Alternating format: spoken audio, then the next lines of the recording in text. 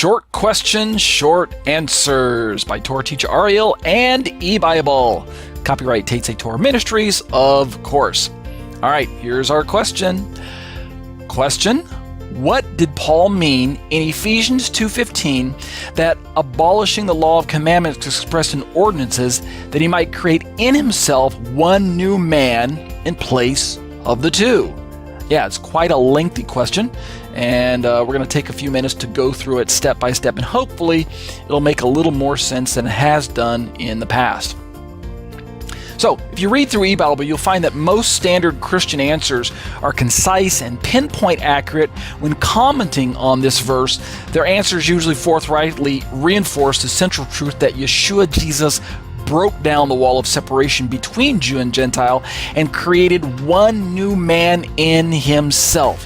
Most Christian answers are going to catch that central theology about that Jesus is the one that broke down this wall.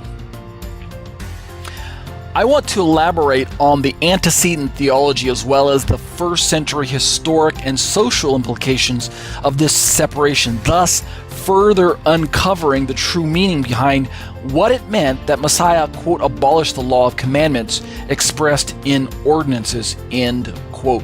What exactly did Paul mean when he was trying to explain this concept of this law of commandments expressed in ordinances? Was it the Torah? Or was it something else? Let's keep reading.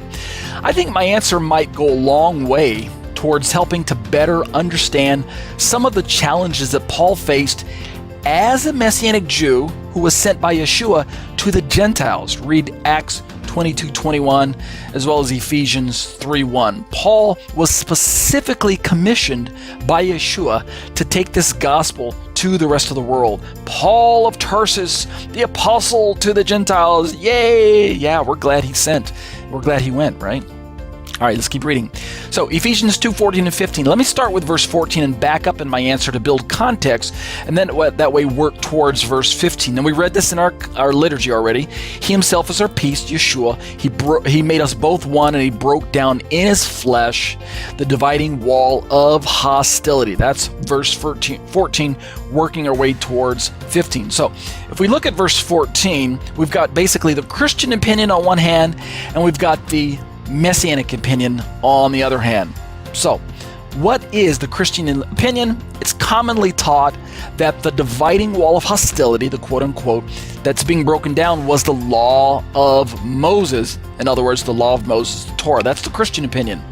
But, in my study and teaching of the Bible, I firmly maintain that the barrier being destroyed cannot possibly be the Torah. And that's a general Messianic opinion. You're going to find these disagreement between these two camps these days. And why don't I think that? It's because the Torah never commanded a, quote, dividing wall of hostility, end quote, between Jews and Gentiles. That's my first way of interpreting this passage. There's no such dividing wall.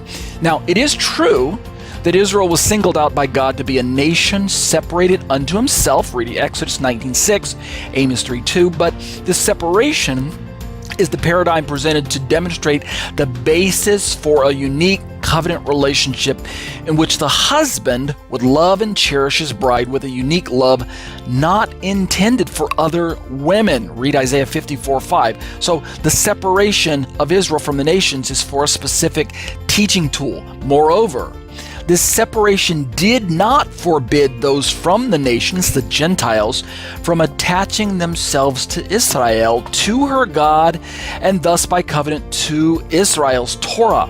Read Exodus 12:49, read Leviticus 24:22, read Numbers 15:29, where those passages specifically mention the verbiage of the foreigner, the stranger who dwells among you, and things like that.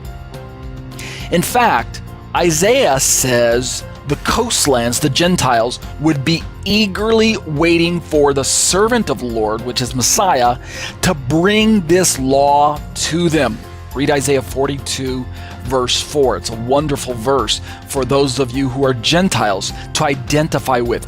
Jesus the Messiah was going to bring the Torah to the Gentiles, of course, along with salvation. Now, let's describe covenant Israel for a moment. We've seen this picture before in other YouTube videos of mine. We have covenant Jews plus covenant Gentiles. And what does that equal? Jew and Gentile coming together under one identifier called Israel is clearly shown in the TaNaKH, albeit, of course, maybe the Gentiles weren't showing up in mass like they did after Acts chapter 2, but nevertheless, covenant Israel has always been a mix of Jews and Gentiles. All right, so if the Torah cannot be the dividing wall, then what was it? Well, whatever it was, it created the enmity, the hostility, the Greek is echron, that was mentioned in both Ephesians 2:15 and Ephesians 2:16. And we read that in our liturgy. So we had this wall between Jews on the left side there and the Gentiles on the right. By the first century, Jews outnumbered Gentiles in national Israel. Of course, that makes sense. But more importantly, Jewish Israel actually forgot that Gentiles in Israel were to be counted as equal covenant members. And instead, they imposed a man-made proselyte ceremony upon them if new prospects wished to join Israel. This was really one of the central sociological features that began to create problems in the first century. This was wrong. Thumbs down. Yeah, that's right. We don't want to follow that bad theology. God commanded Israel to practice communal ritual purity. That's true. The practical outworking of the oral Torah and rabbinic laws of purity, however, raised a strong wall of jealousy, shared resentment, and separation between the Jews in Israel and the Gentiles outside of Israel, even if this was not the original intent. You guys understanding that this was the historical worldview that Jews and Gentiles had to deal with in that day. So what are our conclusions? The dividing wall of hostility in Ephesians 2:14 was the vile man-made social class caste system set in place by oral Torah and Jewish leaders seeking to keep a social and religious difference between Jews and Gentiles. Jewish religious pride and Gentile resentment of that pride fostered the shared social hostility. Right, it was on both sides. Jesus came to establish once and for all that Jews and Gentiles in him constituted a, quote, spiritual Israel within national Israel, end quote. Read Romans 9, 6-8, Romans 9, 23 and 24, and Romans 11, 1-7. The remnant of Israel, that's who they are. In the remnant, Jews and Gentile believers were equal. Something Paul states later in Ephesians 2, 18-22, if you continue reading down through that passage. And this is vitally important that we catch this concept. We could draw these two circles like we're used to hearing me talk about. We got national Israel on the left side circle. We got the Gentile nations on the right side circle. And as we bring the two circles together and overlap them, we create this slice in the middle called remnant Israel, aka the church. Make sense so far?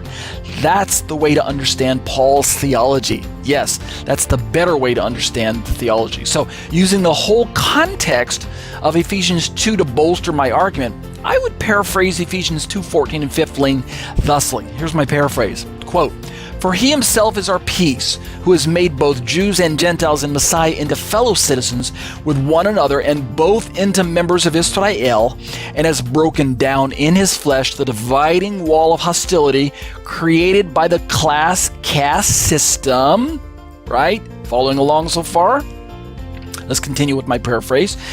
"By abolishing the laws of oral commandments found in man-made dogma, that he might create in himself one new redeemed humanity in place of the fractured and separated two, so making peace." Yes, Yeshua made peace by bringing a new way of understanding Jewish and Gentile relationships towards one another. Right? And I hope that goes a longer way towards better understanding this passage here in Ephesians. Be blessed as you seek to be a blessing to others. Well, that'll do it for this week's YouTube video. My podcasts are available on iTunes. Just search for me under the term Ariel HaNavi. We'd love to have you log in and listen to all of the podcasts that I got available to you. But to all my faithful YouTube subscribers out there, I'd like to encourage you to watch my YouTube videos. Make sure you're subscribing and clicking the setting that allows you to receive the updates when I upload new videos. New content is added weekly. In fact, it's more than once a week. It's multiple times a week, okay? I promise.